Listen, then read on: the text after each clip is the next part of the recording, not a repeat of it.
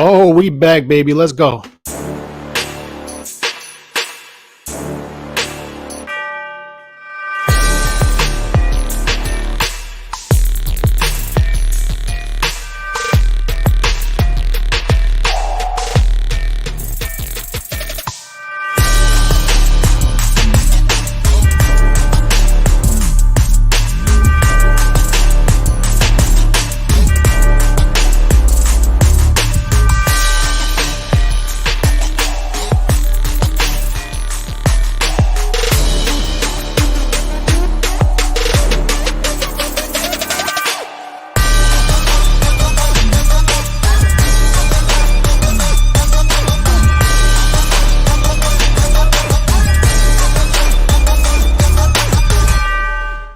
Oh, we back, baby.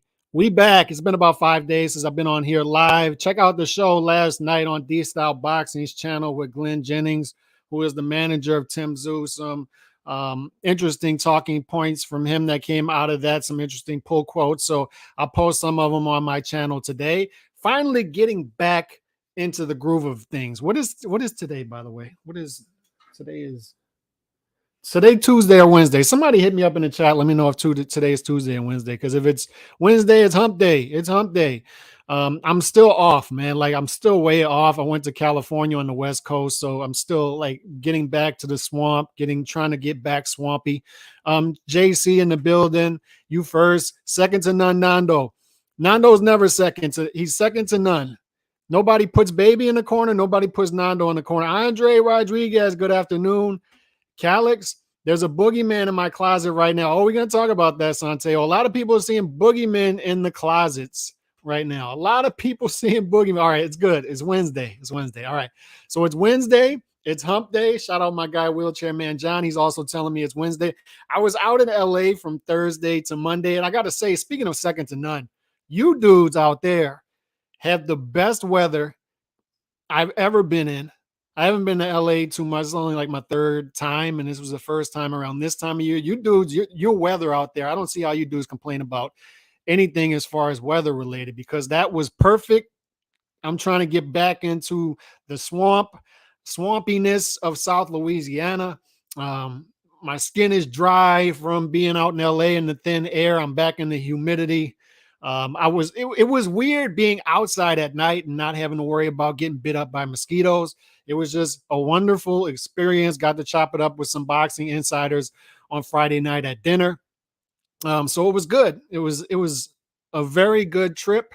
Very good to be out in California. Shout out to all the California people.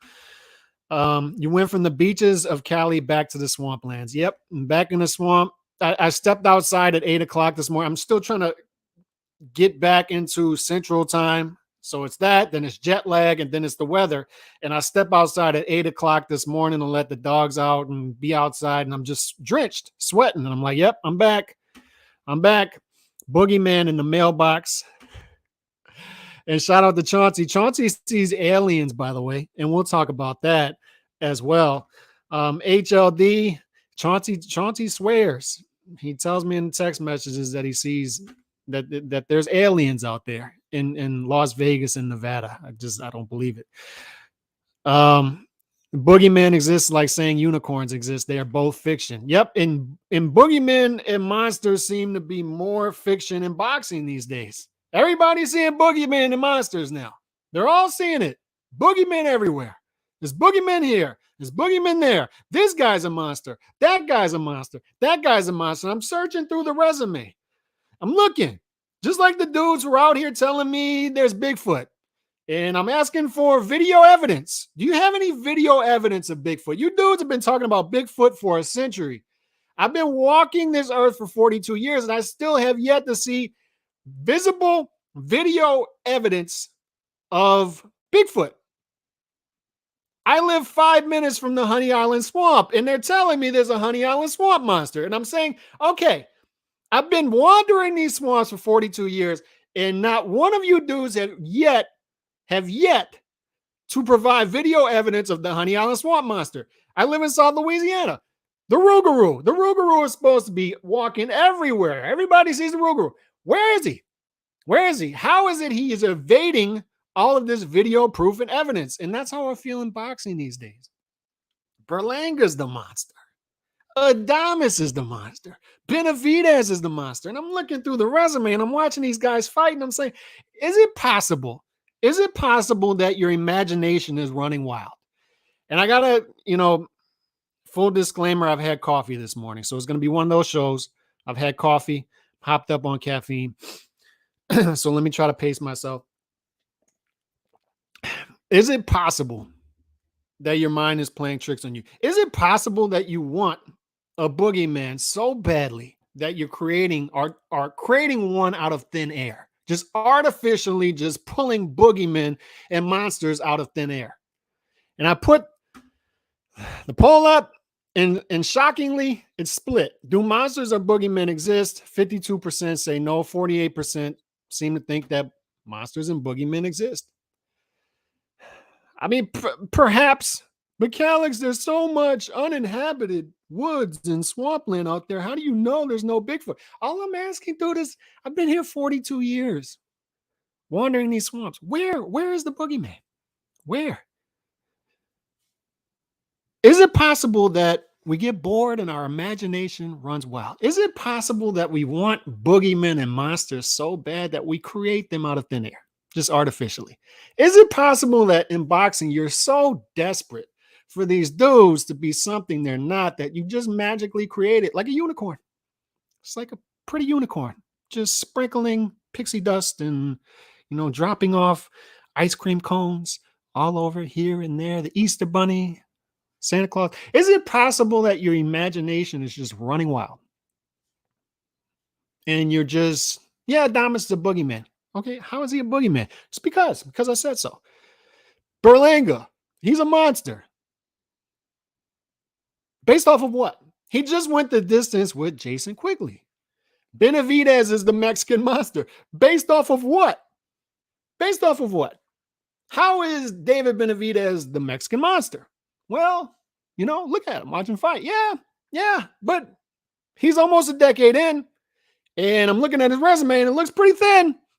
Yeah, but is he ducked?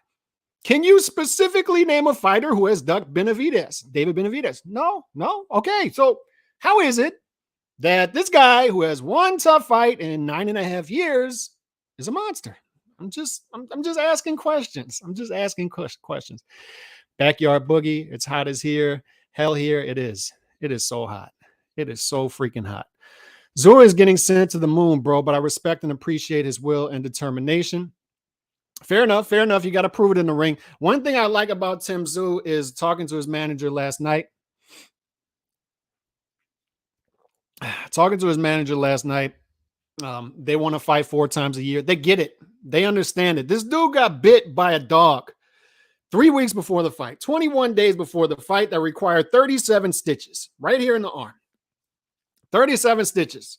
They put him under. He has a surgery, 37 stitches. It almost reaches the tendon. And what do? Monday morning, the dude's back in the gym. 37 stitches. I've seen Zion Williamson do 360 dunks and not playing a play-in game because he doesn't feel like Zion. And I'm seeing more fighters like that, more early retirees, more fighters complaining about, I just have these problems. You need to be patient with me. And the dude has an injury that requires 37 stitches. And he says, the first thing he tells his manager, we are not canceling the fight. We're not canceling the fight. 37 stitches. 21 days later, he sends Ocampo to hell in 77 seconds. That's what I respect. I don't care where the ceiling is. Is the ceiling up here? Is the ceiling down here? We don't know. Fair enough. We don't know. It could be down here. We could be blowing him up a little too soon. Who knows? But I like the fact that his manager's on here saying, we want to fight 4 times a year. Why is it so difficult to make fights? I'm watching the heavyweight division. Good Lord. I've been saying it for years, dude. No, you're wrong, Calix. You're wrong. It's really a good division. It's a good division. This heavyweight division, this heavyweight crop, they're so big, they would beat any fighter from any era because, look, they're so big. And big wins fights. And I'm watching these guys. And I'm like, can he fucking fight? Fight a fight. Is it too much to ask for top heavyweight to fight another top heavyweight without having to pull teeth. Son of a bitch, man, fight a fight. Every time, like every other day, I go on Twitter and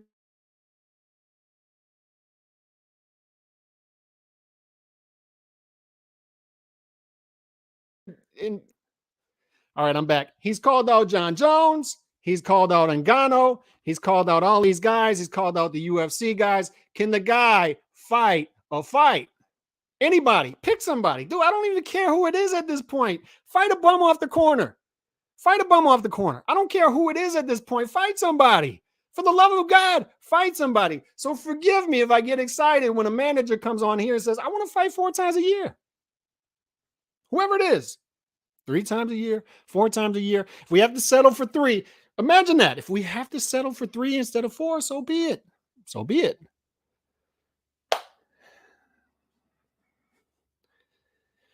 Monsters, boogeymen, aliens. For years, Chauncey, you texted me that aliens exist now because one of them crash landed in Las Vegas, Nevada. And for the love of God, they always seem to crash land around that area. We never see them in the South. Never, ever. I've never heard of an alien landing anywhere around Louisiana. And for years, they've told me aliens don't exist. And now all of a sudden, they're trying to force feed me that aliens exist. And one crash landed in Las Vegas, Nevada. And I go check out the story and I'm like, wait a second. So an alien crash landed in a backyard and it didn't hit the house. Magically, it didn't hit the house. And on top of that, 8-foot creatures popped out of this spaceship and nobody in the house got footage of it. They saw it, but they didn't get video footage of it. Of course they didn't. 8 foot. So you got Manute Bull and Sean Bradley, some green Manute Bulls and Sean Bradleys wandering around the backyard. Nobody gets footage of it. And on top of that, they go to investigate it and there's no crater in the ground. Dude, I hit a golf ball and I barely hit the grass and I leave a divot. There's no, a UFO crashes in the backyard, magically doesn't hit the house and magically does not leave a divot. Nothing. And I'm supposed to believe there's aliens. I'm supposed to believe that an alien landed in that backyard. No footage of the 8-foot creatures. That's what Chauncey's trying to pitch me via text message. And that's how I feel with these boxing dudes. You're trying to pitch to me that dudes who don't resemble anything close to a monster are monsters. You're trying to pitch to me that the dude that walked, the one video evidence we got of a Bigfoot, it was a dude in a gorilla outfit. We all saw that, right? You all saw that. That's a dude in a gorilla outfit.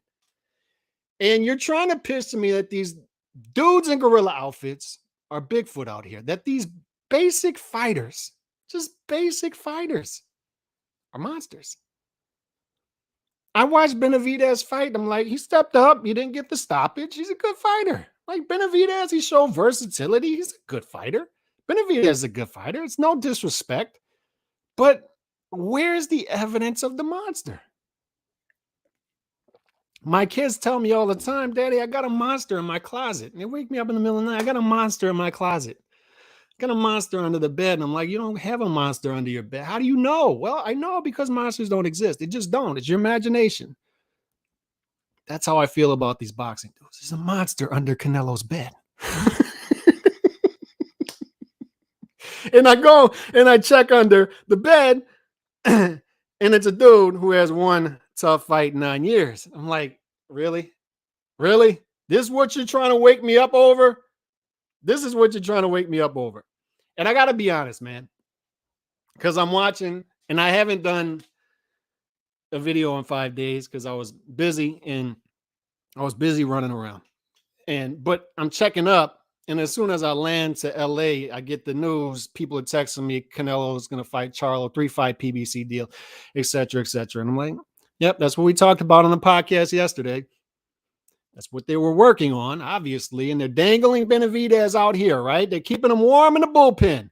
And I feel almost empathetic for Benavidez because to me, it seems from the outside looking in that he's a dude who has no control over his career.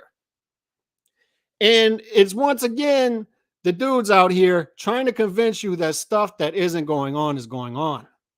That Benavidez's manager or promoter Samson is sending this huge deal, and Canelo's over there meeting with Al Heyman personally. So I think it's evident at this point what we have going on. It's Samson has no control over anything. Al's the one pulling all the strings. Al's the one controlling the board. And Benavidez has no power over his career. He's being dangled out here as the pawn to get Canelo to sign a multi-fight PBC deal, as we talked about yesterday, 7 days ago. It's clear, it's evident. They're trying to get Canelo to sign a multi-fight deal with the PBC. It's clear, it's evident. It's all right there. The breadcrumbs are all over the place. Look at them. Follow them. It's everywhere. Track record also tells you the same thing. And track record also tells you that Benavidez doesn't have control over his career. If he had control over his career, did he want to marinate the Plant Fight 2 for 5 years? Did he? Did he? Or did he want the fight and he was being lied to? Is it that they're keeping Benavidez safe as the main pawn to get Canelo to fight a long-term PBC deal? We know a lot about fighters by how their handlers handle them. So the fact that they're being so safe with Benavidez, what does that tell us? Do they trust Benavidez to go through a gauntlet before he fights Canelo? I don't know. I'll let you be the judge, and we'll let it play out over time and see. I would love for that to be the fact. I would love for Benavidez to end up being that dude. I would love for Benavidez to be the Mexican monster. I would love for Benavidez to be a superstar. Why? Because we need more superstars. And we particularly need American superstars. Why? It's good for me as a content creator. Right? The more superstars there are, the more people to talk about, the more interesting the topics, the more interesting the fighters. Why would I not want that? But it's obvious from the outside looking in, what? That he's likely not that dude. I had people telling me Canelo's afraid to pass the baton. Canelo's not in charge of passing the baton. He's not in charge of that. If he was in charge of that, Bivol beat him. Nobody cares about Bivol. Bivol's out there whining and gnashing his teeth yesterday, and I like Bivol. I like how the guy fights. I was the one praising him last year, and Nando was like, calm down, Calix. He's going to show his face again. He's going to show that ugly face again. He's going to revert back to type. Watch it play out. I'm like, no, I think we got something here. I think we got something, and nope, Nando was right. He reverts right back to type. And what's the type? His manager talks him out of fights. They play it safe. They're boring as hell. As great as Bivol is, I think he's one of the most unbeatable fighters in and around his weight class in boxing. I think he's one of the best pound-for-pound fighters in the world. I watch him fight, and I'm like, this is one of the best 5 fighters in the world, pound for pound. But then there's that other part. The dude is boring as hell. His manager is managing him out of fights. It's like, dude, take whatever they give you and go fight the fight and beat him again. But he doesn't grab the baton. Canelo's like, here it is. And the fans are like, nope, keep that shit. Keep it. We're in charge of handing the baton to people, and he ain't the dude. As talented as he is, he ain't the dude. Canelo's not in charge of handing off the baton, and this is the big problem with this, is De La Hoya handed batons to Mayweather,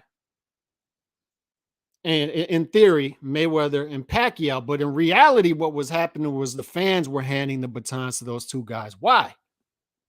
Because we trusted them. Oscar De La Hoya introduced them to a new casual audience, casual level. But at the end of the day, it's the hardcore boxing fans who decide, nope, you got the baton. And for the people out there saying Ryan Garcia, 1, that's an exception. And 2, watch, and see that not age well. Just watch. Watch where Ryan Garcia is 3 years from now. Just watch. Don't doubt me on that. But Mayweather had a Hall of Fame career before he fought De La Hoya. Pacquiao had a Hall of Fame career before he fought De La Hoya. So when those guys beat De La Hoya, beat him convincingly, what happens? We say, oh, I trust those guys. Give them the baton. And then Mayweather and Pacquiao do what? They go on and have another Hall of Fame career. So they're having 2, 3 Hall of Fame careers within one. So we trust him to take the baton. It's not Canelo who's in charge of this. And this is the big issue here is Charlo hasn't fought in 2 years. So if Charlo messes around and beats Canelo, we'll say, yeah, great win, but I don't really trust that dude. Is he going to go on another 2-year break? He just made a lot of money. Is going to go on another 2-year break? I don't know. If Benavidez ends up beating Canelo late next year, and his only big win before that is a guy Canelo had already beaten, Caleb Plant, are we going to trust David Benavidez to take the baton? And this is the issue, is the PBC in a lot of ways artificially builds guys up, and it's why they can't create stars. It's a scam. It's a scam. And Canelo is about to, this is the bad part about the PBC deal. I like the PBC deal. I like these fights that Canelo is going to go on and fight because they're entertaining. Fun fights. It's good for me as a fan. But the bad part about this is he's going to go on and fund and subsidize a lot of shitty boxing. Because they're going to take all this money that Canelo's make, all this margin, and they're going to fund a lot of shitty boxing scams with that Canelo money. That's what they're going to do. That's the bad part about this. The good part is we're going to get entertaining fights. We're going to get mega fights in America. This has been one of the downfall of Canelo taking the other deals is you have non-American fighters. So it doesn't really appeal to American fight fans, the domestic level American fight fans, the casuals. These fights will appeal more to that. It will broaden the audience. It will get more buys, etc. That's the good part about it. The other good part about it is they're more entertaining fights than Bivol and Badu Jack. And of course, if you're a Canelo super fan out there, they're more winnable fights. So it's good for you. It's good for Canelo. Berlanga is the monster, the mofongo monster. Canelo is a legend. I hope he delivers a big performance, and I expect him to stop Charlo. For the people out there, thank you, Team Batman Boxing, for coming through. For the people out there who have been hyping up Charlo as a Canelo slayer because he's a slick black fighter, right? The first inconvenient truth you have to deal with is they offered Charlo a fight back in 2019 that his team just dismissed. They said, no, take that somewhere else. That's the first inconvenient truth. And now I see the energy start to shift. Before it was, oh, they're ducking Charlo. He doesn't want to fight Charlo. He don't want to fight Charlo. Now it's, oh, the 2-year layoff. He's trying to catch him weak. Why is the energy shifting? If he's this great of a fighter, if he's this much of a stylistic problem, why does it matter? If he's that much of a stylistic problem, why turn the fight down 4 years ago? If he's that much of a great fighter, why have they been playing it safe with these guys for so long? Why have all these dudes been paralyzed by Canelo in the division? Why have they been bending over backwards, playing gymnastics to keep those O's? Why? Why is it? And stylistically, the issue that the Charlo gang is going to have in the next couple months explaining this away is you have to explain how an economical fighter, a guy who doesn't throw many punches, is going to win 7 rounds against Canelo. That's number one. And for the people who say that doesn't matter, he can knock him out. You have to explain how a dude who went 47 rounds with the likes of Golovkin and Kovalev will get knocked out by Jamal Charlo. You have to explain these things. And for the people who are going to bend over backwards to try to explain these things stylistically the next couple months, and the guys who have been building up this narrative for years now that Canelo doesn't like to fight slick black fighters. I don't think Charlo's slick, by the way. But if you want to play that game, go ahead. He's slick. He's slick. We'll give it to you. That way we can say Canelo beat a slick black fighter. Whatever. But you have to explain stylistically why Charlo is going to be a problem for Canelo. And I just don't see it. I don't see it. I think in and around 168, it's the best matchup for Canelo. Good luck, man. And there's the other part of it. We talked about how Benavidez is, the thing they've been dangling out here on the back end to lure Canelo into a multi-fight PBC deal. I think it's obvious at this point that's what's going on, right? They put the more vulnerable fighters on the front end of these deals. There's a reason that Charlo, I'm sure Charlo was begging Al, hey, can I get a tune-up fight? Can I get a tune-up fight before I fight Canelo? No, you're going to fight. You're going to fight who I tell you to fight. My name's Al Heyman. You have no control over your career. You're going to fight whoever I tell you to fight. And you're going to fight him when I tell you to fight. And that's why Charlo's on the front end of the deal. They know it's going to make money. And they know Canelo's going to run through Charlo. And then as the deal goes on, the fights get a little tougher. And the fighter that they want to come out on top, the fighter that the PBC wants to come out on top, I think it's obvious at this point who they want. And Benavidez, he's going to be on the back end. Whether it's part of this 3-fight deal, whether he's given that fight after the 3-fight deal. When I see Benavidez out there last week saying, I don't want to fight Morrell, I want to fight Munguia. Based off of track record, put it in the chat. Based off of track record, what's the percentage of Benavidez versus Munguia happening next? And I know the answer. I know the answer. Why? 1, track record. 2, Munguia's out there today saying, that's a fight we can do in 2024. He's got arrangements already. That's a fight we can do in 2024. But based off of track record, what's the percentage of that fight happening? Benavidez, who's fought one tough fighter. Munguia, who's fought. Who the hell has Munguia fought? It's why we laughed at Bivol when Bivol's manager came out and said, we're waiting for Munguia to see if that fight's going to happen. Who the hell waits for Munguia? What's Munguia's track record of fighting tough fights?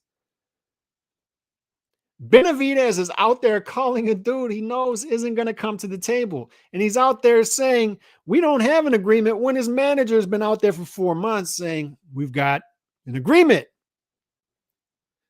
If ever a team was chaotic, if ever a team needed some cohesion, they need to go on a retreat.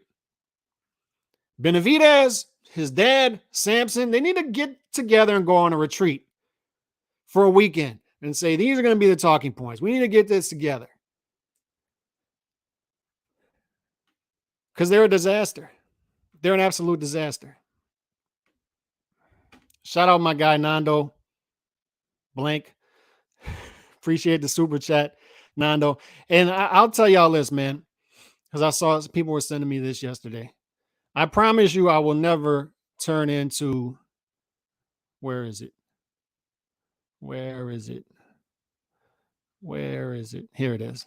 I promise you I'll never turn into something like this. For people who follow this stuff, and this is, the LDBC king, I see this stuff and I see this Cash App, Patreon, send me money, please send me money, please. Look at my thumbnail. Look how flashy my thumbnail is. Look at the clicks. Look at the clicks that I get. Look. I promise you I'll never turn into that dude. Never, ever, ever. Look at this. What the hell is this? And I had people trying to explain it away to me. What is this? And this dude, that's not on the screenshot. It's not on the screenshot, but this dude is selling an OnlyFans with XXX in it. So he's selling a XXX OnlyFans to other dudes. He's selling a triple X OnlyFans to other dudes. And I have dudes telling me too, why are you talking about? Why are you giving it credence? Because, dude, I talked about this last week. If we just leave the crayon eating behavior over there and say, no, they're just eating crayons, then the problem with that, we did that for years on here. And then they just keep eating crayons. And then the crayon eating behavior spreads across the classroom. And that's what we have in the YTBC. It's just a bunch of crayon eaters. And it's like, dude, put the crayons down. You're all the way. He's eating a tangerine orange crayon. He's all the way to tangerine orange. Violet purple? He's deep in the bag. And you think they're going to stop eating the crayons, but they just keep grabbing more boxes.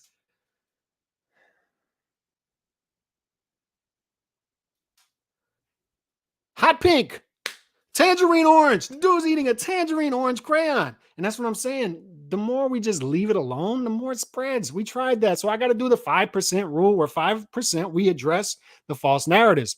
We address the mental midgetism. It's terrible. Drunk Irishman in the building. I told y'all I had coffee this morning. Charlo is still a tough fight, but fighting him after 2 years with all the problems was disappointing. We should want them to fight when they're at the best. When are they at their best, Marion? When are they at their best? Who's at their best right now? A serious question. Who's at their best? Benavidez finally got a win. Okay, so maybe his advisor should stop advising him out of fights. This isn't hard to read, right? This is all easy. It's easy. It's clear at this point his advisor is advising him out of the top fight, so Canelo can sign a multi-fight deal with PBC. If Canelo gets what he wants on the front end, why sign a multi-fight deal? Why? Hey, Canelo, Benavidez over here. Benavidez, oh, okay, that looks good. Yeah, but you got to do this and this first. Is this hard? Is this difficult? So who else? Who's at the top of their game right now, around 168? Who's at the top of their game? Who? These dudes for years have been sitting there doing nothing. Not a damn thing. And if Canelo fights him, you're not fighting him at the top of their game. If he doesn't fight him, oh, you're ducking him. He's ducking the guy who hasn't fought in 2 years. Yeah, okay. Whatever y'all want to do with this, man. Like I'm I'm getting blue in the face trying to explain what is right there for everybody to see. Just plug track record into the equation. Just plug it in. It'll spit out the correct answer. It's not hard.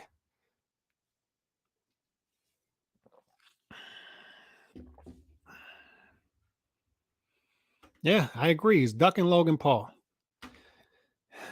But if he fights him, Logan Paul's not at the top of his game. Let them keep eating crayons. The producers and suits of boxing, along with the algorithm bookies, set the lines, trying to milk and expose crayon eaters, not the educated boxing fans. These weirdos have a right to share their stupid opinions. F them. Let them be. Just telling you, man.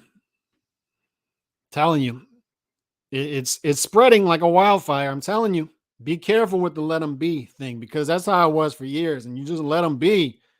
And then you're sitting in the classroom, and then that dude's eating crayons, and then that dude's eating crayons, and the dude behind you's eating crayons, and you're in a special ed class. How'd I get in the special? I thought I was in the advanced class. How am I in the special ed all of a sudden? Yeah, because everybody's special ed now. Everybody in the YTBC seems to be on the spectrum now. I'm just sitting here trying to talk boxing. Got no crumbs for the crumb snatchers. Nano, this stuff it's easy. It's easy to decipher from the outside, and they'll brainwash you. They'll tell you, you're not in the boardroom.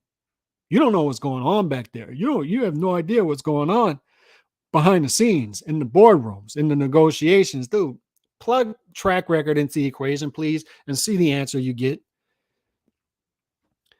If a dude is doing the same thing over and over and over, I expect him to walk through the door and do the same thing over and over.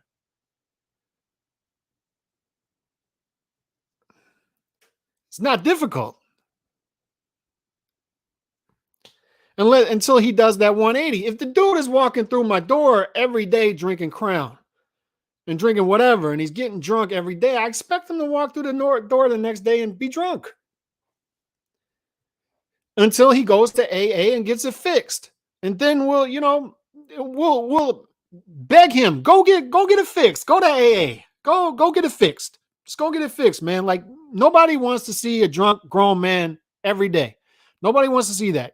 You should probably go to AA and get it fixed. We'll support you. And that's what we try to tell these fighters. Dude, nobody wants to see fighters who are fighting mid-level guys every single time. Go get it fixed.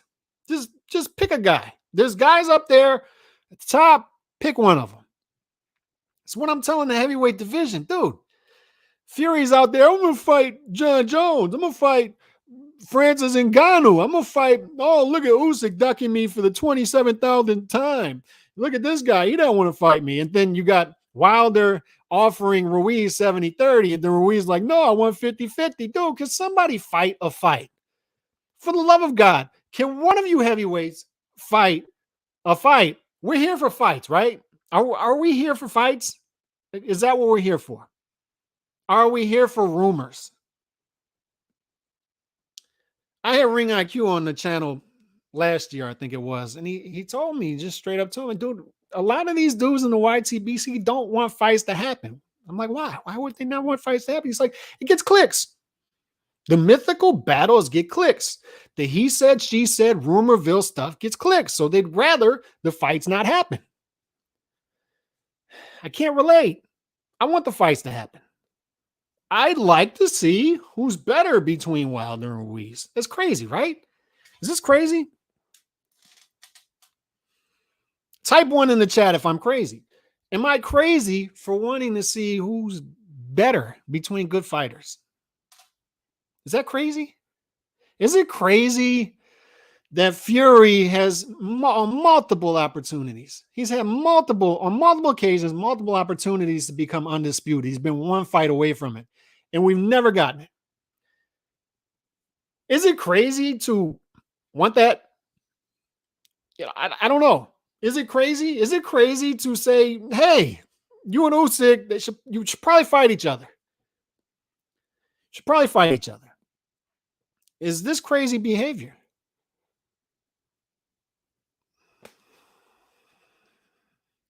And if I'm David Benavidez, by the way, monsters exist, but it's fighters that fight everyone. There's a monster out there. His name is Naoya Inoue. He's prowling around Japan. He's fighting next month. That's the only guy I've seen built as a monster who is actually a monster. He has the resume to back it up. He has a style to back it up. He's willing to fight the top guys. And unfortunately, you have these same dudes who are building up these mythical monsters who are dismissing this monster, this actual monster who's actually fighting people because they don't know the names that he's fighting. They just simply don't know.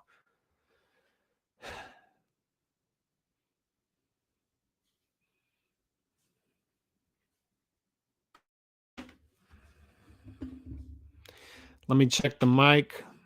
Hold on. All right, let me know if I'm good again. I don't know how I got on mute. All right, I'm good.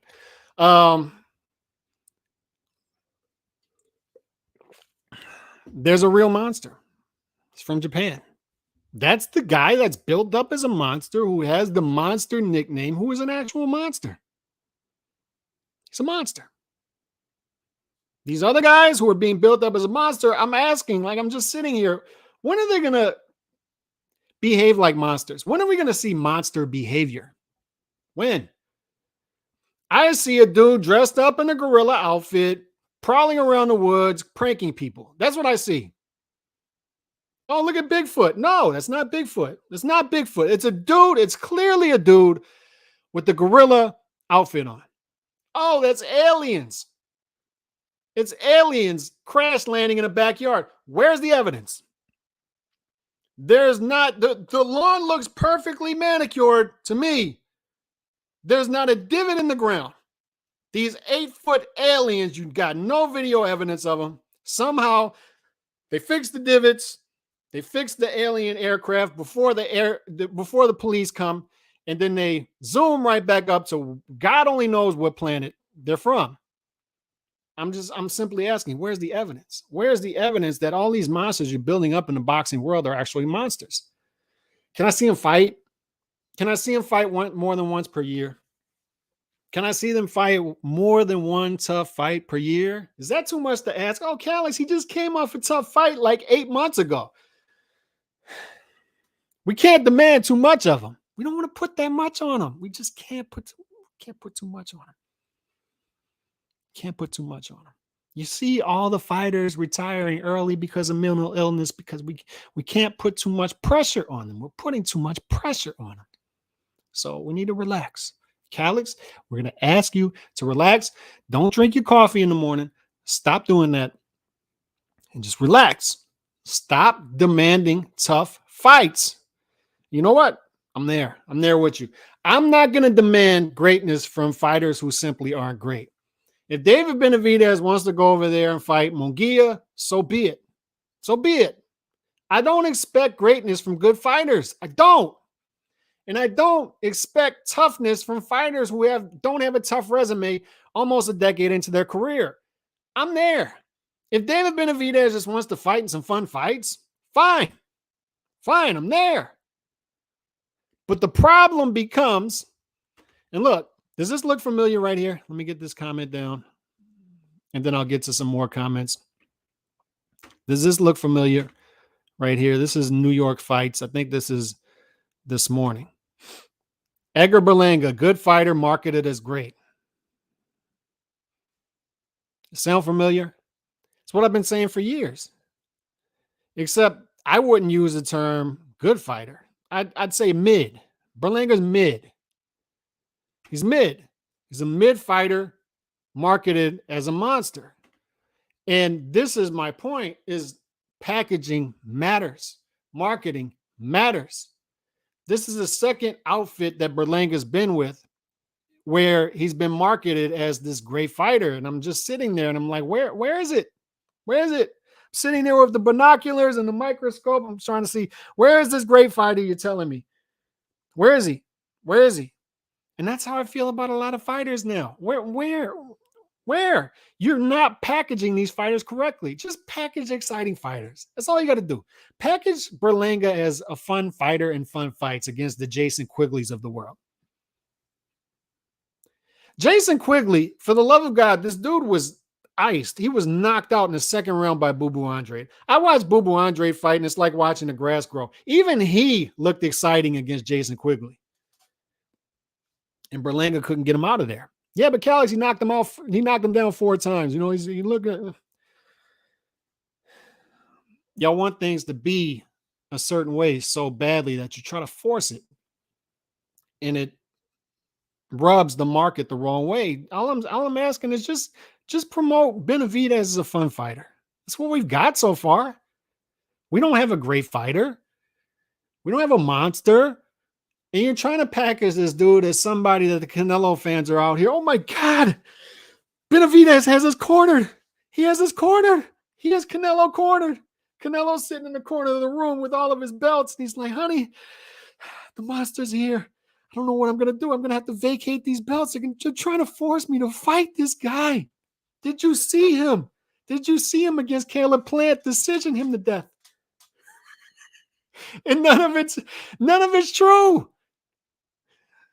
There's not a single fighter in the world that you can point to that has ducked David Benavidez. Not one. And I'm not talking about Canelo. Not one single fighter that has ducked this dude. That has no control over his career. Why are you signing an extension before you get to free agency? Why? You want the Canelo fight so badly that you signed an extension with another organization before free agency? And I'm not supposed to ask questions about that? You signed away your freedom before you had possible leverage? And I'm not supposed to ask questions about that. You wanted to fight so bad that Canelo had to come over to the PBC.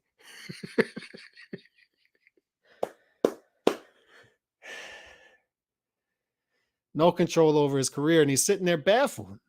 He's sitting there in interviews, and I see the look on his face, and it's like, he's a dude. If ever there was a dude who was a prime example of a dude being advised and managed out of big fights for a specific reason, and he probably doesn't even know why. And he's just sitting there. He wants the fights. I don't believe for a second that Benavidez is scared of anybody. Canelo, Morrell Jr., whoever you throw out there. I think Benavidez will fight them all. But I think he's a guy who doesn't know what's going on behind the scenes. He's a guy who, for whatever reason, isn't doing a desk audit. He's not seeing what's going on behind the scenes. And he's just being used. He's in the bullpen. He's in the bullpen. And the frustrating thing about being in the bullpen is you can be a relief pitcher in there 5 straight games, 6 straight games, 7 straight games. And you're the righty. And you're like, can a left-handed batter please come up? Can a right-handed batter please come up? Give me the right-handed batter so I can, please, for the love of God, get in the game. And Benavidez is sitting there in the bullpen, just waiting and waiting. And he's sitting there doing his crossword puzzles in the bullpen, playing games with the other relief pitchers, and he's just waiting. He's waiting. And he's too talented to be in the bullpen. He's too fun, exciting to be in the bullpen. He's a fun fighter. He's a good fighter. He's a versatile fighter. He's just sitting in the bullpen being wasted away. Why? So his advisor can get the guy over to his side of the table and subsidize all of his shitty boxing, all of his shitty fights. Fellas, it's not hard. Fellas, this is not difficult.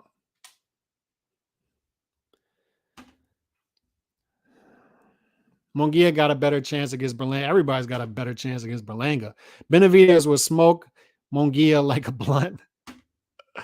If Benavidez dad, that is protecting him. I don't think Benavidez's dad knows what's going on either. You're asking way too many logical questions. Must be a hater. Yeah, but Canelo across the street. Yeah, and this is what we have, fellas. I'm telling you, Canelo's going to do the heavy lifting of this deal. He's going to do the heavy lifting, and then Benavidez is going to wait and be protected until the fight happens. I hope Benavidez fights Morrell Jr. Hope so. I love that fight. I think it's a 50-50 fight. Why wouldn't we want 50-50 fights? The only reason we wouldn't want 50-50 fights is if we're afraid of the 50-50 fights for our favorite fighter. So I'm simply asking, why are so many people afraid of the 50-50 fights for Benavidez? Why? He's a monster. What do monsters have to be afraid of? It's the people are supposed to be afraid of the monsters, not the monsters being afraid of other things, right? Why can't the monster do some heavy lifting? Is that too much to ask? I was fine with going straight to the fight. Me right here. I was fine with Canelo versus Benavidez. I was fine. DAZN, Showtime, Vegas, Antarctica. Put it wherever you want to put it. Don't care. I'm fine. He's there for me. Benavidez is there. I don't need to see more. It's good enough.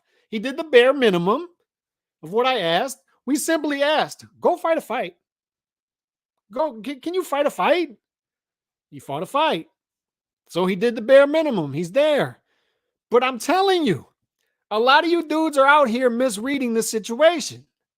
And it's not difficult. So I have to assume that it's one of two things. Either you're dumb, you don't have the critical thinking skills. Maybe that's it. Or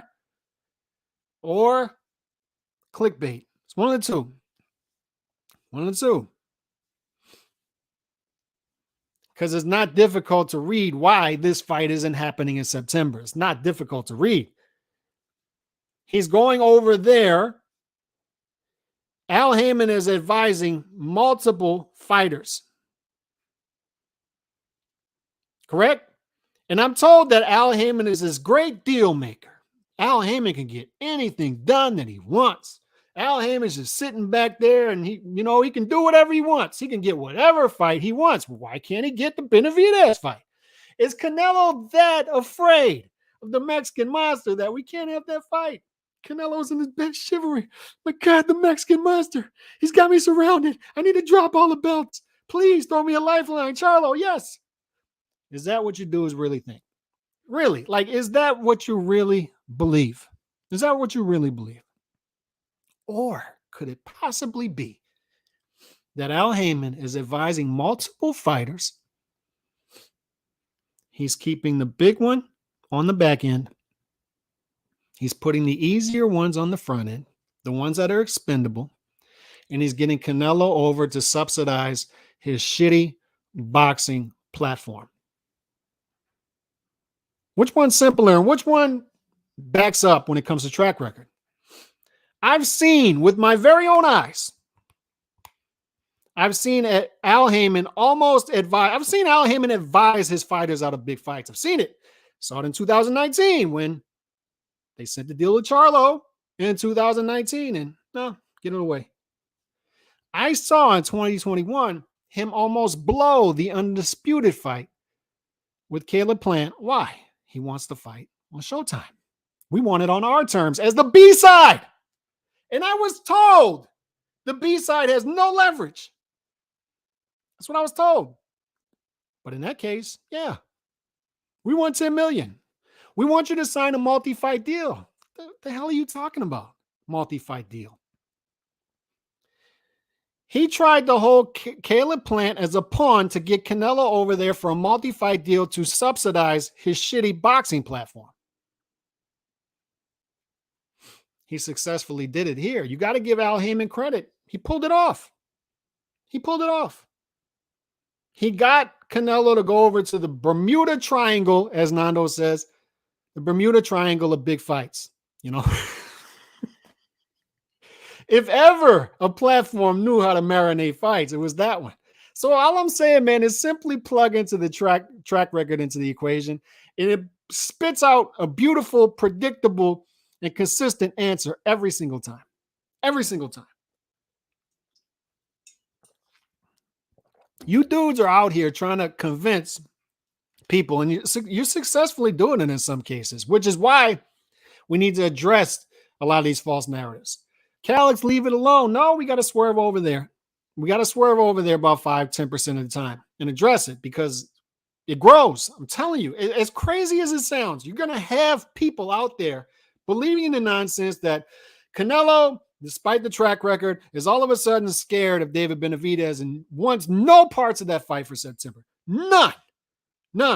Benavidez is that scary.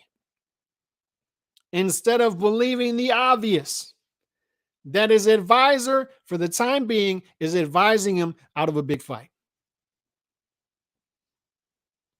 Why is this hard? Why is this difficult? Why would he do that? It's obvious why he would do that. He would do that to get Canelo for a multi-fight deal. Duh. It's not hard. Y'all are about to have me have an aneurysm out here.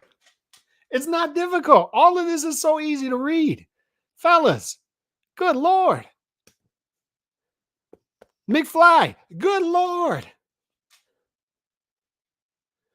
You got the dudes in the back of class. They're eating crayons. Put the tangerine orange crayon down.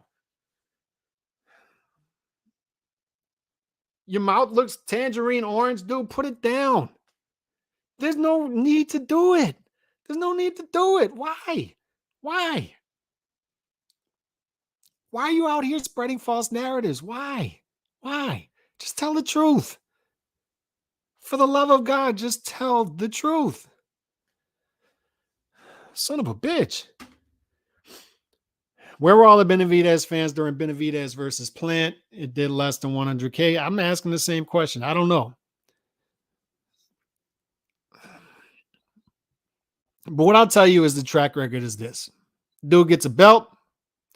He has all the time in the world to unify, do things before Canelo even gets there. And what does he do? He doesn't do that. And on top of that, he drops his belt on the scale. And there's something about cocaine in there too. I'm not here to make fun of those problems, man. Everybody's got demons. I'm not going to make fun of that. But he has a track record of a dude dropping the bag. And then we say, dude, just fight a fight. If you had the belt, you would have got the fight. Just fight a fight, and we're there. That's what he gives us. That's what he gives us. But the track record is dismal at this point. It's a track record of marination. It's a track record of not fighting the fights. For the love of God, man. I appreciate this, OJ22, more than you'll ever know. Just showing support, bro. Keep doing great work. And I appreciate that. And like I said, man, like when you have these channels in the YTBC and you have them in the LDBC in particular, and you see this is a red flag. When you see Cash App, Venmo, and you see all these handles, Cash App, Venmo, subscribe to my Patreon so you can get content that's behind the paywall. And then it's OnlyFans. OnlyFans. When you have all of that, it's dudes that are, the more of that you have, the more clickbait you're going to have. And that's why you get a lot of this stuff. And I don't ask anybody for anything financially, man. I'm good. I'm good with that. I just get on here because I like to talk boxing. And that's why I do the mailing list. It's cool to talk boxing with other boxing heads and good people. And when I was out in LA, went out Friday night with some boxing insiders, talk boxing with cool people. There's no way without YouTube and Twitter that I would be able to have a dinner like that with people. No way. So that's my appreciation. Like, that's what I'm in it for. I would have never thought that I'd be able to have dinner with some of the dudes I had dinner with Friday night. No, never. And that's the benefit of this for me. It's not Cash App, Venmo, OnlyFans with triple X in it. If you're following a dude with OnlyFans with triple X in it, and he's pushing that to other grown men, there's a disturbing thing about that. And that dude has a problem, and you have an even bigger problem because you're the one who's swallowing this content. And it's disgusting. Did you have dinner with the Cholo trucker? I did. And he is a good dude. Really good dude. Too many times have I seen monsters turn to dust. Example would be Adrian Broner. And I'm going to talk about that in a minute because I have some things to say. Team Batman Boxing.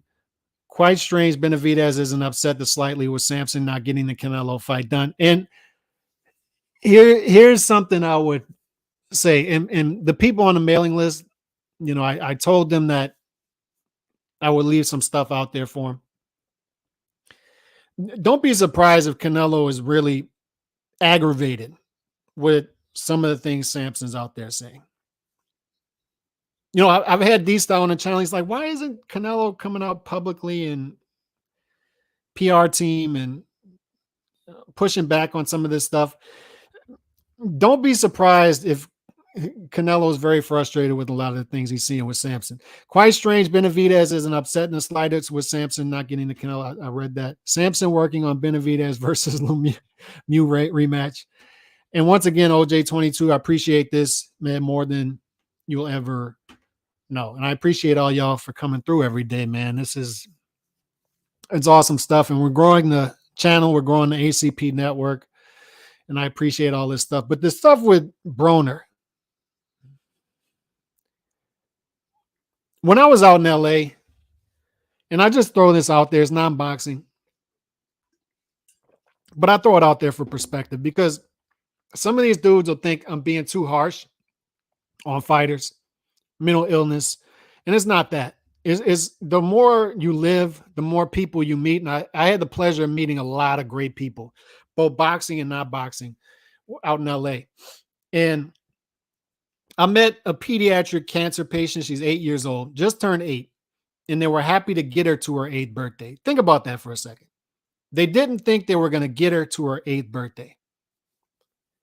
They get her to her 8th birthday in, telling everybody pray for miracles, we're out of options, etc., etc. This is a pediatric cancer patient.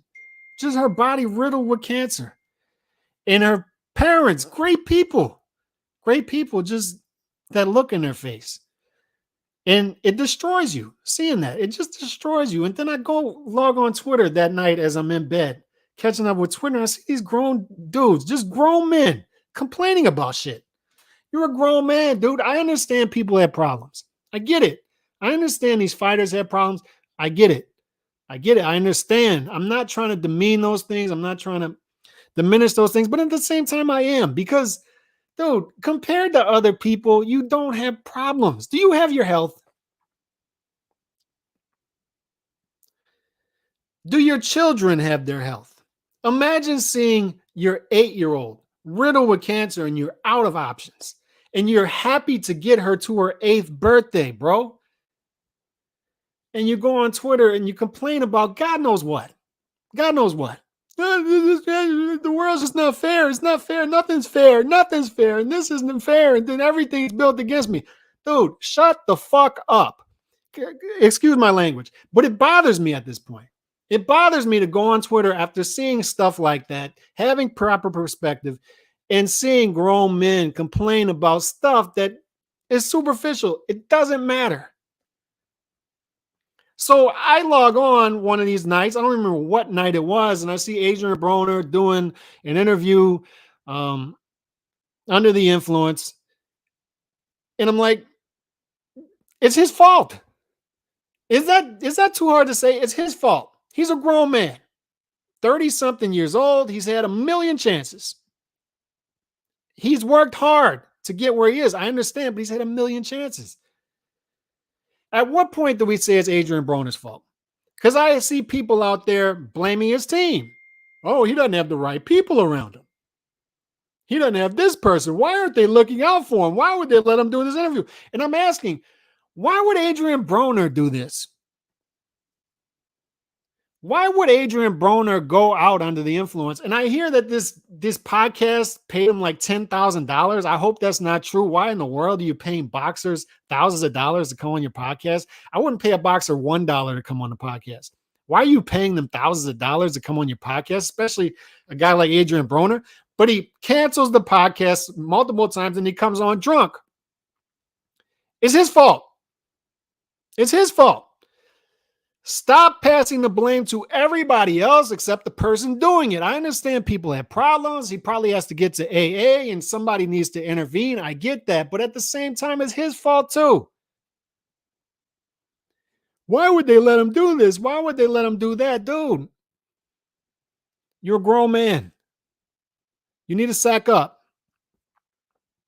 Once you get like 30, especially if you're a dude, nobody cares about your problems. That's the harsh reality of life. It is. When you hit 30, you don't have your shit together, people forget about you. You got to get your shit together. That's the harsh reality of life. But you know what else is harsher? An 8-year-old with cancer. That's harsher. That's way harsher. So forgive me if I can't compartmentalize these things anymore. Forgive me if I see an 8-year-old sitting there. Her parents were blessed to get her to her 8th birthday. And they're sitting there like zombies. Zombie mode. Because they're being told they're out of options and they're constantly looking for other options. And I'm supposed to feel sorry for a 33-year-old dude doing a podcast drunk. Go to hell. No, not going to do it. I can't compartmentalize this shit anymore. Sorry. Sorry. And do with that what you want. Do with it what you want. No one forced drugs into his system. None of that. None of that. Dude blew millions. He had like 27 kids. Dude.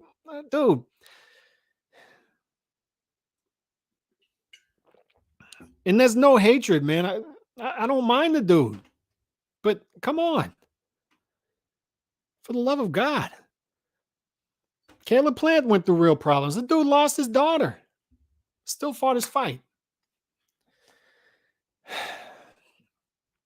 I want to talk about Bivol for 1 second because Bivol is out there complaining. I couldn't get the fight, and he's demanding catch weights, and he's demanding his dude. You have no options. You have no options. Fight a fight. And now the dudes you're talking about fight, nobody's going to care about. Fight a fight. You had no option. Zero. They're telling you for a year and a half, you're not going to get the better be a fight. So the option you have is what? Canelo. And that's the biggest option in boxing. Dudes would give up their left nut to get that fight. And your manager talked you out of that fight. And you let him. You let him. I'm of the thinking, and this is as a Canelo fan, that Bivol would beat Canelo 9 out of 10 times. I just think it's a bad style matchup. I think Bivol is that talented of a fighter too. But you're being talked out of big fights. What are you doing? What are you doing? And I'm supposed to feel sorry for this guy too. He's out there gnashing his teeth. Oh, Canelo didn't give me a chance. And Badu Jack, why are you worried about what he's doing with Badu Jack? Why are you worried about the catch weight or whatever? You had a fight in your lap and you dropped the bag. What is wrong with these dudes? What is wrong? And I agree. Like, if anybody was Canelo's Achilles heel, if anybody was Canelo's monster, it was him. There's no reason for him to talk his way out of that fight. Fight the fight, beat him again. And quite possibly you can have something going, be a star. But nobody's mentally, emotionally invested in Dimitri Bivol because he constantly does this. Dude, you're talented. Go in there, try to knock guys out every once in a while. And I don't want to hear the Russian thing. Because as Nando has said, Bivol can fight in Montreal and sell out. He can. Better Beav too. But the thing is, what did Golovkin do? Golovkin's from Kazakhstan. Nobody even heard of Kazakhstan before Golovkin came around. Golovkin and Borat. That's all we know about Kazakhstan. He comes over here. He barely knows the English. But what does he do? What does he do? He speaks his broken English. He's marketable. He's funny. He has a sense of humor. And quarterly, he comes out there and he mows guys down.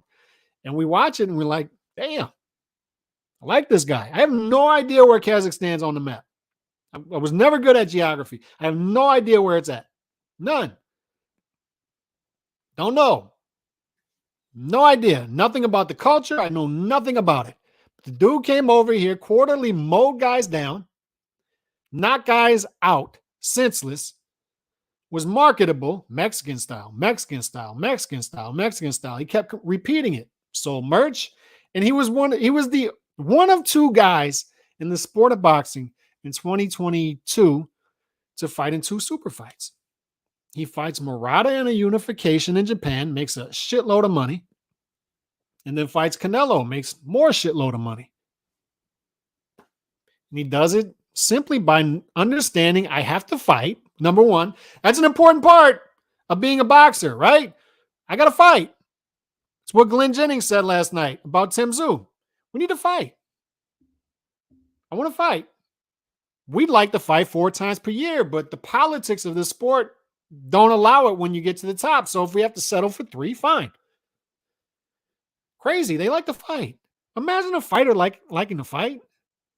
It's a crazy concept. A fighter liking to fight. So fight. Bivol, there's no excuse. I don't care what it is. I don't care what fights fell through. There was no excuse. 0 for fighting 1 time this year. 0. You had all that momentum. You beat Canelo. You're fighter of the year 2022. You beat Zerto. And what happens? You bounce back? You bounce back and fight once? And it's not against Canelo? What are you doing? What are you doing? You had the inside track. You had the pole position. Canelo kept saying, I want to fight this guy. I want to fight this guy. And this guy has no options, so he's going to take my terms. And the guy says, nope, we're not going to take your terms. And I'm sitting here like, what? You're not going to what? And now what do we have? A guy with 0 fights and 0 options. What are we doing? That's what I loved about Gennady Golovkin. Like, he would call guys out. He was calling Canelo out for years. He would rub people the wrong way that way, but he knew how to market himself. He knew how to stay in people's faces. He knocked guys out. He did it often, and he got what he got on the back end. Dudes are out here dropping the bag badly.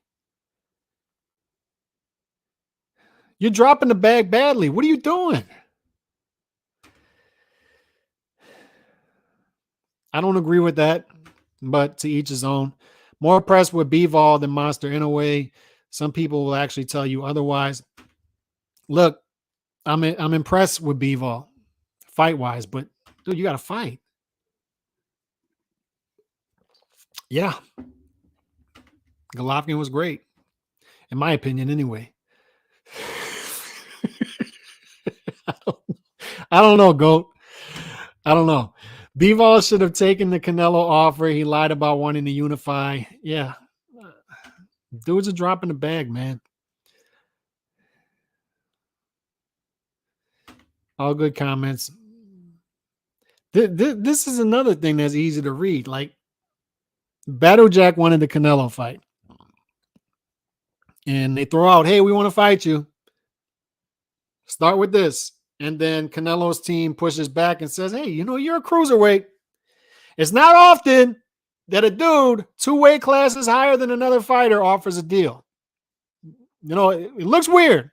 It looks weird. It looks odd. I understand, you know, we entertain Makabu and you beat Makabu. I understand that. Maybe that's why you're doing it. But you're a dude 2 weight classes higher offering a fighter a deal. So here you go. Maybe we should meet at a catch weight. And then Battle Jack goes out there. Oh, he's asking for a catch weight. Catch weight, catch weight, catch weight. Dude.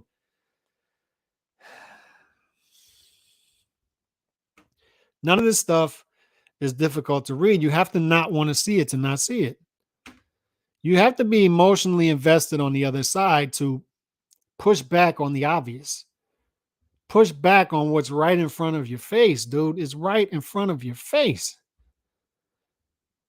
It's next to Uzbekistan. So explain to me where Uzbekistan is, because I don't know. Where is it in relation to Russia? I guess that will help me. I don't know. I don't need to know, to be honest, because what I know is he was a great Kazakhstani fighter. Yeah, he's back to irrelevance. He's another one of those great fighters who is great, but somehow irrelevant. And you have to have bad marketing. You have to have bad management in order to pull that off. You do. I don't want to hear Russia, Russia, Russia. It's just because he's from Russia. No. No. We've had fighters from the Eastern Bloc come over, and it works. And this one's not. And I'm not going to blame that he's from the Eastern Bloc. Just not. It's not going to do it. Shout out Jesus M. So he's back to irrelevance. But dudes are out here dropping the bag. That's what we got, a lot of that going on. And the PBC fight, the PBC deal, the multi-fight deal is easy to read. And it was easy to read the more we learned about. And here's another thing. It goes back to expectations. We expect a lot of good fighters to fight and then go away for a couple months. We don't hear anything from them. We hear rumors about he might fight this guy, he might fight that guy. But some of these guys, they'll fight once a year. If we're lucky, we'll see him twice. When Canelo fights, the next day, dudes are starting with the rumors. The next day, dudes are starting to move the goalposts. And that's why the Canelo news cycle moves fast. And it's why a lot of dudes who are simply trying to push back on false narratives are seen as fanboys. Oh, look at the fanboy over here explaining this away.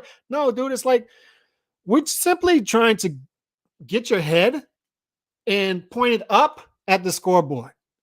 That's what we're trying to do. It's like, dude, you're over there talking, blah, blah, blah, blah, and we try to grab your face, grab your head, and say, you see that up there, that big shiny thing? It's called the scoreboard.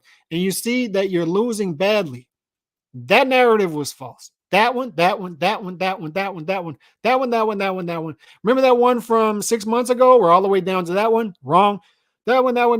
9 months ago. We're here 9 months back. Wrong. Wrong. Dude, do you ever win? Do you ever win? Are you ever right? Ever? Are you ever right? Do you ever win championships? Look at the scoreboard. Look at it. You're 0 for a century. That's all we're saying. It's all easy to read. Why wouldn't you just want? I don't get this. This is the part I don't get. Why wouldn't you just want the truth? Why wouldn't you want to just see how things develop and want the truth? I talked about this often. He loses the Bivol 17 days later. He announced he's fighting Golovkin. So the expectations are once Canelo fights, we got movement a couple weeks later. So when we get to 6 months, 6 weeks, 7 weeks after Canelo fight, a lot of people are acting like it's a long time for Canelo to just disappear. It's a long time for Canelo to not say something publicly. He's out in Italy. Why didn't he say something? Maybe he's ducking this guy. Maybe he's ducking that guy. And then when they get down to Berlanga, for the dudes out there who are saying Canelo is going to fight Berlanga, you should cancel your channels. Just delete them. Just delete your channel. Bro, delete your channel. You were out here trying to get dudes to believe that he was going to fight Edgar Berlanga. You realize that, right? Look up at it. Look up at it. Another one wrong. Look up. No. Look up at it. No. Look up. Look up. You were trying to convince people that this dude was going to fight Edgar fucking Berlanga, the Puerto Rican monster. I'm looking up at it. You got that one wrong too. Why in the world would you try to convince people? So it's one of two things. Once again, either you're dumb enough to think he was going to fight Edgar Berlanga, or I think the most likely scenario is you're trying to push that narrative for a reason. So I'm telling you, either way, that's bad. And either way, you should cancel your fucking channel. If you were one of these channels that was saying, Edgar Berlanga, he's going to fight Edgar Berlanga. Look at him. Look at Canelo. He's on the decline. He's going to fight Edgar Berlanga, Mexico versus Puerto Rico. And we're sitting there just witnessing this. I'm just sitting back. I'm like, it's like sitting back and watching a drunk dude just walk around and fall all over himself and then throw up all over himself. And he's out there boisterous, loud, acting like he's the smart one. And I'm just sitting there witnessing it. And I'm sitting there. And me and D-Style have had conversations about this off the record too. It's like, do they really believe that Canelo is going to fight Edgar Berlanga? Do they really believe that? It's almost hard. If you were one of the channels, like this is a serious message. If you were one of the channels that was pushing that Canelo is going to fight Edgar Berlanga, if you had that in your title, I don't care what it was, if it was clickbait, whatever it was, dude, do everybody a favor. Just please do everybody a favor. And I don't mean this literally. I mean this in the YouTube terms. Off yourself. Like just delete the channel, please. Pretty please. Pretty please. The mental midgetism it's getting too difficult. You were pushing that this dude was going to fight Edgar Berlanga. Edgar Berlanga. What are you doing? Why wouldn't you just want to see? I understand it's 6-7 weeks and your expectations are a week or two after the Canelo fight. We want to know who he's going to fight. And it's always the haters that do this. Remember this. If you remember one thing from this podcast, remember it's always the haters. Because the Canelo fans, I've talked about this. We just sit back, give him our money, and he does the work for us. He does the work for us. I have no interest in fighting mythical battles for fighters. None. Zero. I have zero interest in that. And the beautiful thing about Canelo is I don't have to do it. I don't have to do it. The beautiful thing about that relationship, the Canelo and the Canelo fan relationship, is we just sit back and just observe. We observe a bunch of drunk dudes falling all over themselves, saying stupid shit, and then they recycle the stupid shit every single fight. Every single fight is the same exact thing. He fights the fight. The next day, oh, he's not going to fight this guy next. He's going to fight that guy over there next. And then if he goes over here, it's wrong. If he goes over there, it's wrong every single time. And they never, it's the most fascinating thing to watch. They never look up at the scoreboard. Ever. Ever. They never do it. Ever. They never take stock in the score. It's fascinating. The Canelo haters are the most fascinating creatures. Just observe. And you just sit back and you watch it and you're like, are they going to realize that their shoes are untied and they keep falling over themselves? Are they ever going to realize it? They don't. Or they do, but they're doing it for a show. They're out here tap dancing for Cash App or Venmo or Super Chats. That's more than likely the scenario, because I can't understand how somebody would be this stupid. I don't understand it. So the beautiful thing about being on the other side of it is we just sit back and watch. And then when he announces a fight, we talk about it. Canelo versus Charlo. It's in the title. Canelo versus Charlo, because we have a fight now. Otherwise, we just sit back. 5% of the time, we push back on the faulty narratives that we know are faulty based off of track record. He's going to fight Edgar Berlanga next. He's ducking the Mexican monster. It's constant. It's constant. And like I said, it's just like being in a classroom and you see dudes just eating crayons like crazy. And for years, you just let them eat the crayons. Say, yeah, have at it. I don't understand why that's nutritious. I don't get it. The bell will ring, we'll get out of here, but we never get out of it. And they just eat an eternal amount of crayons. And it's like, all right, now we got to address it. Now we got to swerve into it for that 5 to 10%. We got to swerve into the 5% to 10% of the time. We got to swerve into it and push back on these narratives quickly. We got to get to them quickly before they take footing. But other than that, the other 90% of the time, we talk about other fights. We talk about other fighters because we trust Canelo to just fight the fights.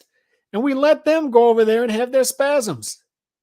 We let them go to the padded room and then bang their head against the padded room constantly and talk about Canelo constantly.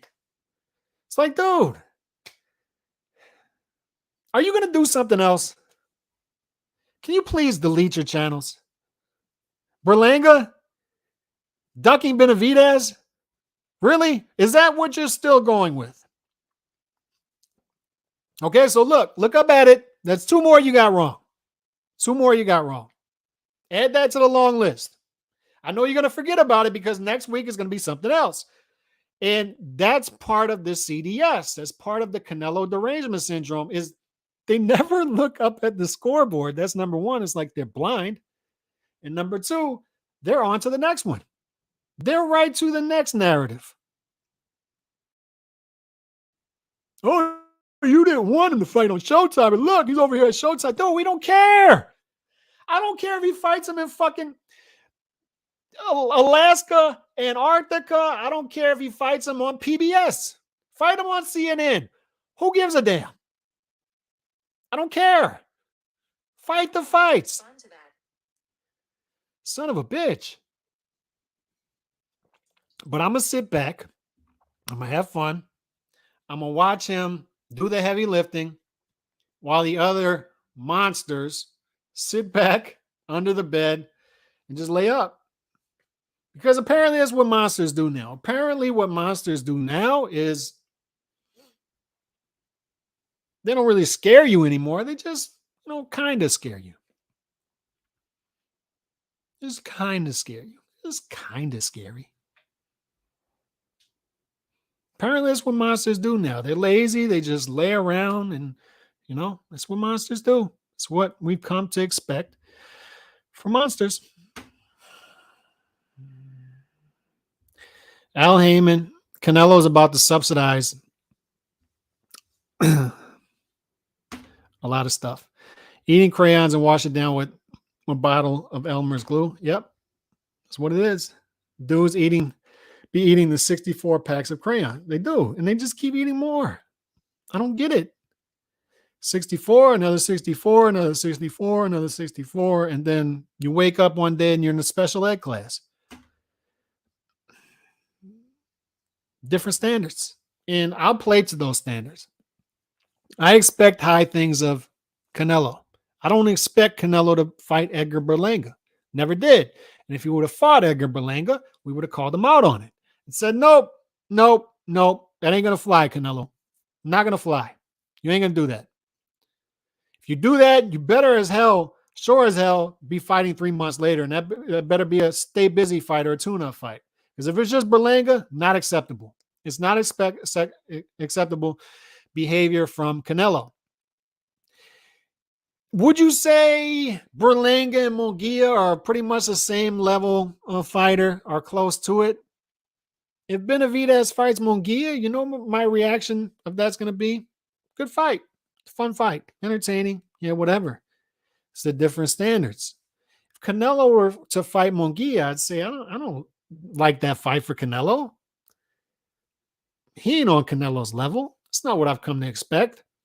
But for Benavidez, I've come to expect him to fight that level of opposition.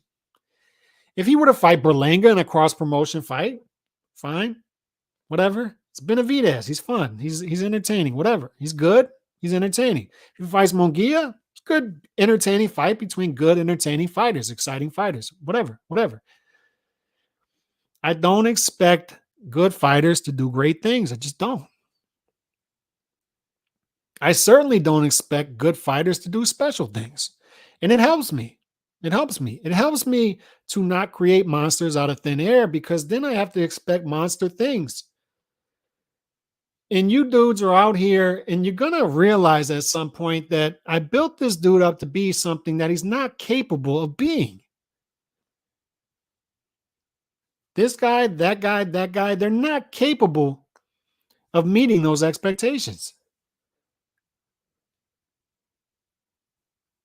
So what I'm advising you to do is to lower your expectations. Just deviate as you see fit as time goes on. It's the easiest thing to do. It's easy to say, you know what? I was too high on that dude for whatever reason. Let me just deviate and lower the expectations. It's fine. It's fine. But instead, what these dudes are going to do, I'm telling you, what they're going to do is they're going to continue to tell you the sky is green. They're going to continue to not read the scoreboard and see that they're wrong about everything. They're going to continue to tell you that the sky is green. They're going to continue to tell you that alien aircrafts are landing in dudes' backyards in Las Vegas, Nevada. And they magically missed the house, magically missed the gate. The gate's still up. Imagine that. A UFO lands in somebody's backyard. The gate's still up. The lawn is still perfectly manicured. There's not a divot in the ground. The house is still intact. 8-foot aliens pop out. You got Sean Bradley and Manu Bull roaming around your backyard. You don't take video evidence of it. The police come and everything's gone. And I'm supposed to believe that a UFO landed in their backyard just because you told me. No, I need more evidence than that. Sorry.